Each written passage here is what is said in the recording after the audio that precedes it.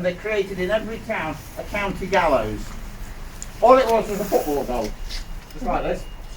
And Derby, it was at the top of Normanton Road, the top of a hill, because they always had them in public places, because all executions in Great Britain were public until 1868. So the football goal like this, they took you on a car, a wagon, like this one, through the streets of Derby from here to the county gallows. You were sitting on the coffin that you'd made for yourself inside the jail before your execution. The building, you can't see it from here, but at the back of this white building, you'll see it when you go out, is a churchy looking building with churchy windows. It's the chapel. And before your execution, the condemned person's service was preached in that chapel. You had pride of place. You had pride of place, kneeling in front of your own open coffin, in front of the congregation, before you then loaded onto the cart, sitting on the coffin. With you was a preacher, whatever did it. If you were a Baptist, a Methodist, if you were a Catholic, you had to dress in your shroud. They hanged you in your shroud, just to humiliate you a bit more, being a papist, a Roman Catholic. The rope was round your neck and wrapped around your body, so that the crowd could identify that you were the star performer, that you were the guy that was going to entertain them. That's what you'd come for. And the longer it took them to die, of course, because they hadn't got to get back for EastEnders, so the longer it took you to die, the more convulsed you were, the more the crowd, what they'd come to see. If you came from the village of wherever, let's think about it, if you came from Ilkeston in Derbyshire, then all the villagers from Ilkeston, Heanor, Ripley, Hege would all come to Derby on the day of your execution. To what? All the folks from Derby as well would come. There'd be thousands of people come to watch you die. So you were taken to the gallows. The rope was then thrown around the beam, tightened a bit, and that was your stage. That's where you entertained the crowd, if you were capable of even standing. The first thing you did was ask for other crimes to be taken into consideration. You confessed to other crimes that you'd done during your life. Well, when I was 17, I did it, and I did it again at 23 and 24 and 20. I stopped doing it now, but why would you bother confessing to other crimes that you've done away with all your life? Who's interested? Somebody up there might be interested. God might be listening. Yeah? And he might think kindly on you for confessing. You've got nothing to lose, have you? Yeah, he might just have a word with St. Peter and say, go on, open the gates for him. I feel sorry for him. It's really good of him to confess to all those things. Never heard of anybody doing that before, says God. Yeah, okay. So, you confess. Or you ask the crowd to help you, because you're innocent. All you've done was shot a couple of rabbits to feed your 12 kids on Lord Scarsdale's estate at Nedleston. That's all you've done. And so you ask the crowd to help you. Please, because not only are you going to die, but your kids are going to die as well. Because out when Dad's gone, the breadwinner, the bloke that goes out and sets the snares to catch the rabbits or shoots them, wife can't do that. She's pregnant with the 13th kid. So the kids are probably going to starve to death as well. Dreadful form of... Anyway, so there you are, still on the hook, telling them all about this. The crowd's been in the pub since about 10 o'clock in the morning. They're all getting a bit fed up. They want to see a good show. So they pull a white cap down over your face. Why do they have a white cap over the face? Right? I need you to imagine this, right? You're a... Forgive the old money. I've not worked in kilograms. You've got a 12-stone bloke on the end of a rope, and standing on his shoulders is a 14-stone executioner. Can you imagine the pressure on your face? First thing, it starts to turn purple. All the blood vessels start bulging. You bleed from every hole in your face.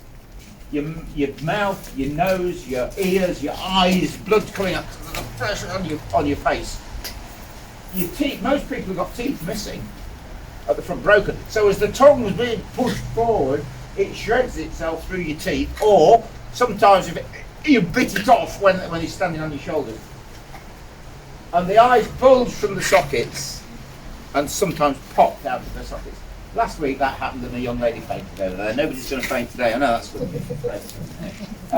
Yeah, bulge and pop. Now the crowd didn't like to see that. So they had a white cap over you. What a blood red one. Anyway, white cap over your face. Anyway, there you are, dead. So, that's the end of you. Now, the punchline of the story is, as regards the ghost business, the body wasn't whole anymore, and so on the day of judgment, no material resurrection for you. Where are you going to go? Straight to hell, burning hellfire. They knew this.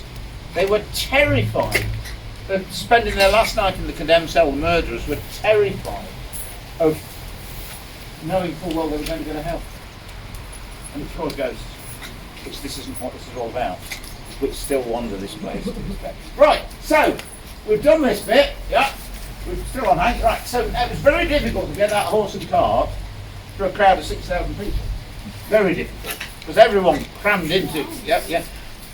And so in 1812, in front of this building here, they created what's over there, the New Drop, which was a trapdoor and a lever. Let's go and have a look.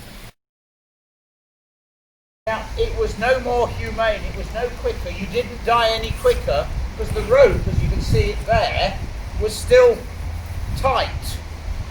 All it was a more convenient way of taking the ground from under your feet. The trapdoor opened and you still died of slow strangulation, kicking, riding, choking and all the rest of it. Until 1870 odd, when an executioner called William Marwood from Horncastle in Lincolnshire, cottage still there, realised that if he gave you a bit of slack, in other words, if that rope was loose, yeah, when the trapdoor opened, you went through, the rope snapped, severed between the second and third vertebrae, bringing about, I did it, instantaneous death, broken neck. But, problem with Mr. Marwood, he wasn't the cleverest bloke on the planet, and he only measured the victim, he never weighed them. So a man of 12'7" and 12 stone got the same drop as a man of 12'7" and 17 stone. And when the 17 stone man went through the trapdoor, the head was pulled off. It happened. We never got it right.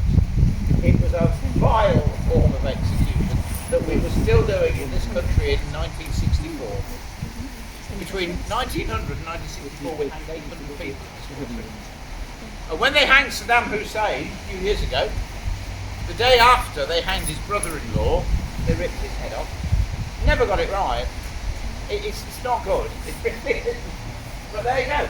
So anyway, now then, that rather strange contraption on there, looks like a bed, isn't. That's a drawing, quartering and beheading block. This is for traitors. Yeah. Brought the headsman of Calais over here to behead Anne Boleyn. And it's a sword like this. Notice it's got no point on it, but it was double-edged, and it was for cutting off heads. It's a headsman's sword. Now, you didn't kneel with your neck on a block. They didn't chop your head off like that. I'm not going to kneel there. You had to kneel down with your neck in the air for the executioner to take your head off like this. Can you imagine trying to keep still? Kneeling down with your head up like this, waiting for someone to take off your head. What if you were shaky? What if you fainted? You know, it took the top of your head off. It went into your shoulder. So anyway, Henry needed to know, you know, could he do a good job? Yeah. And so he did. He took Anne Boleyn's head off in one blow. But really, guys, it's not easy. The worst one I know of is a German executioner, Franz Schmidt. It actually took 29 blows to kill him. 29 blows of the sword before he completely killed her. She was lying on the floor while he was hacking away at her at the end. But and the best one I've got for you is the Comte de Chalais, Frenchman, an aristocrat, France obviously, sentenced to death for verbally abusing a priest. That's all, nothing more than that. He was brought before a very famous executioner, Henry Sanson, who was seventh generation of executioners in France, in Paris, known as Monsieur de Paris. Given a house by the king, he could go to the market and get any food he wanted. Much revered executioner, swordsman. And this guy was brought before him, Marquis de Charon, and Samson said, "You must kneel, sir." He said, "I am no criminal. I am an aristocrat. I will not kneel." And he insisted on standing up. Henry Sanson took one blow, went straight through the neck. The body continued to stand with the head still on the neck. And Henry Sanson looked at the guy and said, "Shake yourself, it's done." Oh. And then the knees crumpled and the head rolled forward and he fell on the floor. He took the head off with it and it remained on the neck. It's just incredible. But I'm telling you, it's not easy. And just today, just because it's Halloween, I thought I normally do this with a knife. But today I do it with an axe, with a sword, with a, what's it called? Pumpkin. I've done this before, so I should be good at it. I should be good at it. But you'd be surprised how difficult it is. Oh look, you see? Now, you think, that's the top of your head, Dom, only. And you have to continue kneeling. Yeah? Just a piece of scalp.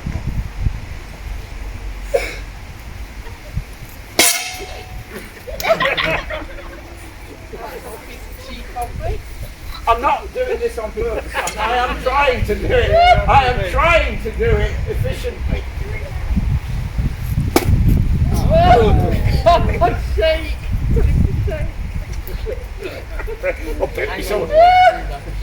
I'm having trouble here. You are, aren't you? That's my supper, that is. Cut it properly.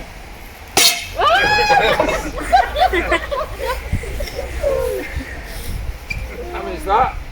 3? Did you know there's a metal rod in the middle of that? Hey? You know there's a metal rod in the middle of No, that? there isn't. It's only wooden. Is it? Yeah. Well, that's the chin gone. You'll never come to cosmetic surgery, whatever you do.